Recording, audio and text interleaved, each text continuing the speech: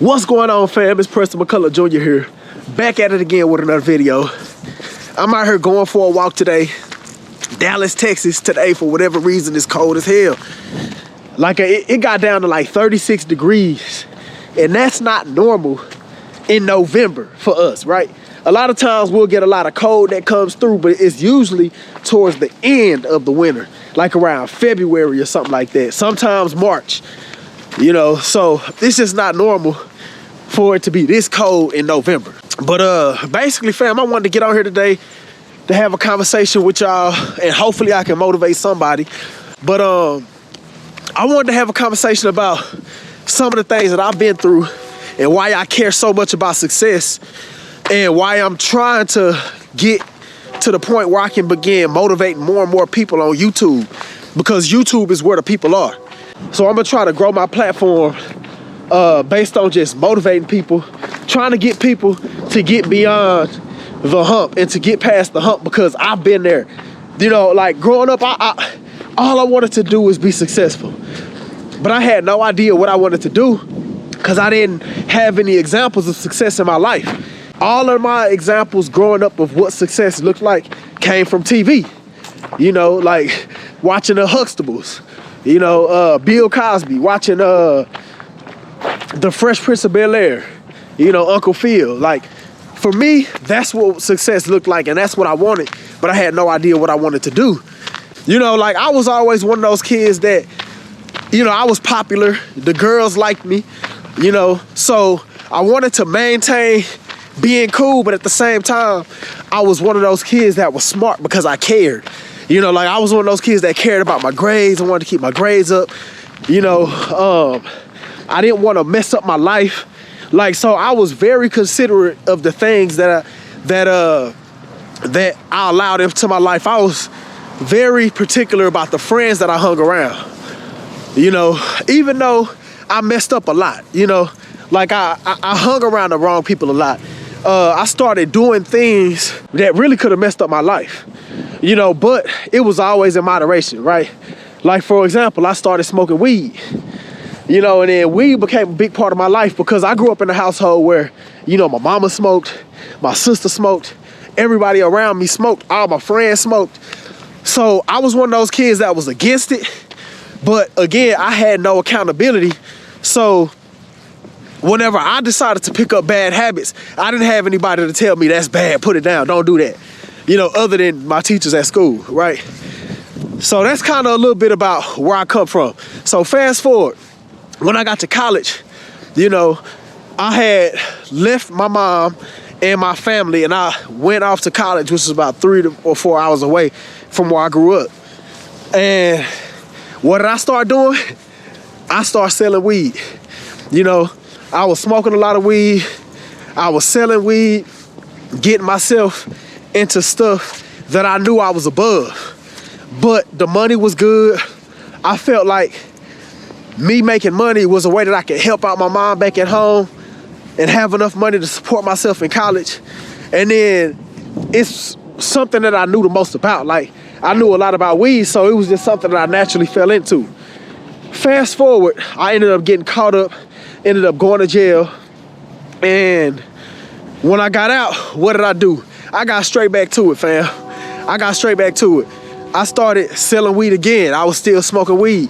Like, even though I made a lot of mistakes, I was always one of the people who owned my mistakes. Like, even when I got caught up and I went to jail, I didn't get a lawyer to try to fight it. I literally went to the courtroom. I had money. I went to the courtroom and I told the judge, yes, I did it. You know, it was me. So the person who actually set me up and got a lawyer, paid all this stuff, you know, like, it was all for nothing, because I went to the courtroom and I told the judge, hey, I did it, you know, send me to jail. I accept responsibility. I went in there, I went to jail, you know, and I eventually got out after a couple of months. And then after that, I made the decision to completely change my life. For real this time, right? So I'm not sure how I explained the story, but I ended up going to jail 2 times for the same thing. Right? I went to jail 2 times for the same thing, possession of marijuana. And my life didn't begin to change until I was intentional about changing the things that I knew that wasn't good for me. Now, I'm not knocking anybody who decides to smoke weed. I'm not saying weed is just the most horrible thing. I'm not saying that weed don't help some people, right? But for me, it was like the thorn in my side. It was the thing that was keeping me from being the best version of me.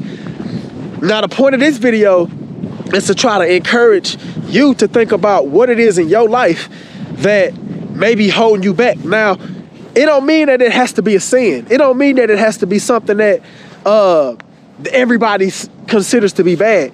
It might be something that just may not be good for you, right? Like, it could be you holding on to something that happened to you a long time ago. And because you still have that grudge, and because you still hold on to that one thing could be keeping you from reaching your potential greatness, right? So that's the point of what I'm trying to get at. For you to be the best version of yourself, sometimes there's some things that we have to just cut completely out of our lives. That could be people, you know, that could be the wrong crowd, that could be a girlfriend, that could be somebody that's just not good for you and for your life. Somebody that's not going in the same direction that you're going in, right? So the point of this video is to try to motivate you to really consider and to really think about what is it that's in your life that you know deep down inside is not good for you, but you just keep on holding on to it. You don't want to let it go. For me, it was weed. Once I decided to change my life and I decided to quit smoking weed, just quit dealing with weed altogether, quit selling weed, I stopped going around people who had it. Like, my whole life changed. My thoughts was more clear. Over time, right? It was a struggle at first, but over time, you know, my thoughts became more clear. I began to focus, and my determination just increased. Like, I got back in school, I started doing better than I ever did in college, right? Like, I damn near graduated with my bachelor's degree with like a 3.6, I want to say like a 3.6 GPA. But again, my GPA was not that good from the beginning because at the time I was balancing, selling weed, smoking weed, all the time. I was always high. Like, it was like a dark time in my life, right? Even though at the time I didn't see it as a dark time in my life, I was having fun. But looking back on it, it was just a dark period of my life, right? So I was able to get my GPA up because I was just going through college, like after I changed my life, acing everything, going hard, making connections, making friends, having deep one-on-one conversations with my professors, like going out there and just meeting people, introducing myself. And it was my integrity that gave me the opportunity that I have now, right? So fast forward, right, around the time, it was around my last year, right before I graduated, I ended up meeting a guy who was an engineer, right? He had been self-employed for the last 20-something years. But what he does is, it's not structural engineering per se, but it's in the realm of structural engineering. What he does is something called rebar detailing, right? And if you type that into Glassdoor, you'll see that a lot of these rebar detailers making like $25 an hour, $28 an hour, right? But of course, for us to demand the crazy prices that we demand, we do a whole lot more than just rebar detailing. But let me rewind. So this guy who was a rebar detailer ended up meeting me one day and was like, "Hey man, I heard, somebody told me about you and told me that you was a good guy. And I've been looking for somebody to hire and to give an opportunity to." At the time, I'm about to get ready to graduate college, so, and then on top of that, I knew that my background was gonna be a whole nother challenge that I was gonna deal with even after I graduated.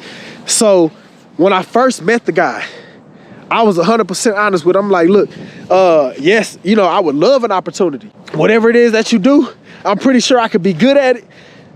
But I just want to let you know a little bit about me."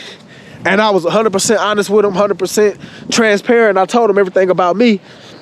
And the dude was like, "Hey, I ain't tripping on that." He ended up giving me a chance.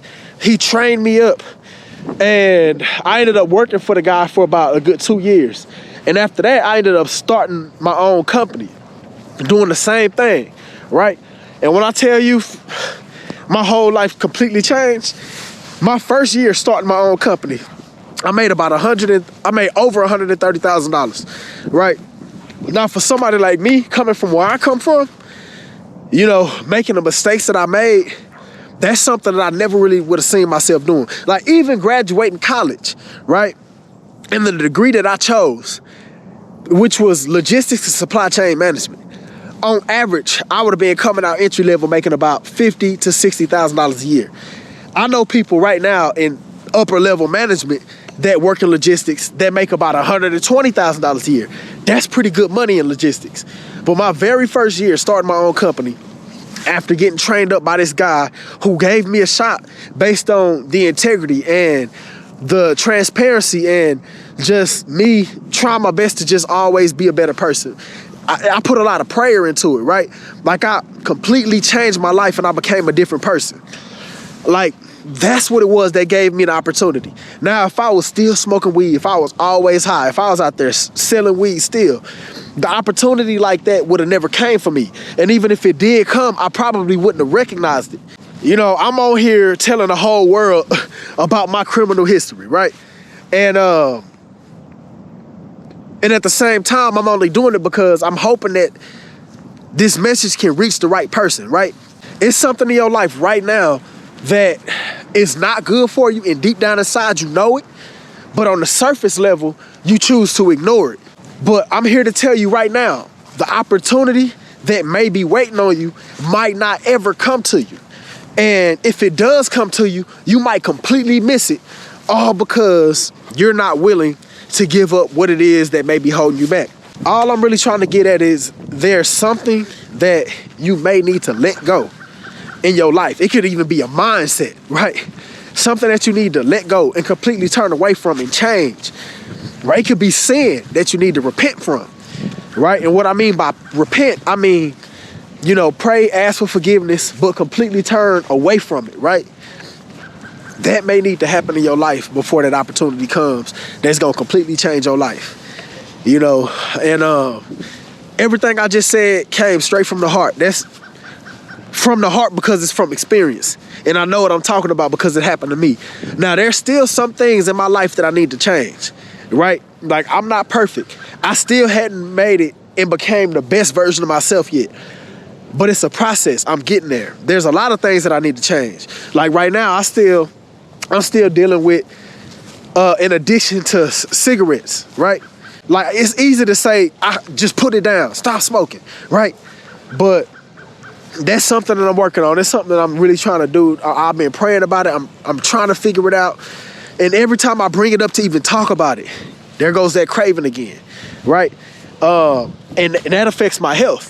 So I'm not the best version of myself because I'm doing something on the regular that's affecting and that's harming my life, that's harming my physical body. I need to be working out more. I need to be intentional about getting enough sleep. Like, these are things that I know about myself that I need to change that's keeping me from being the best version of myself, right?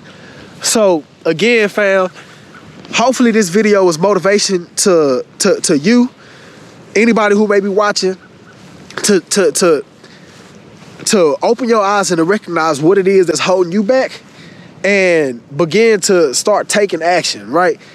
Change that one thing in your life. Start with that one thing. It may be many things, but start with that one thing and completely turn away from it. Change it in your life. Do something different, right? Repent, pray, and then just watch the door start opening up for you. You may be walking right past your blessing every single day because you're not ready for it yet, right? Until you get that one thing out of your life. It could be a toxic person. It could be a toxic behavior. It could be you being involved in something that you know damn well you shouldn't be involved in. It could be a mindset. It could be a consumer mindset. It could be you getting paid and you got the addiction of just going out there shopping, spending money all the time, right? That could be that one thing that you need to turn away from. It could be anything. So hopefully this video motivated somebody, right? But again, I'm speaking from experience. And I'm going to try not to make this video too long, so I'm going to end it right here. Thank y'all for watching. That's all I got to say. I'll let your boy.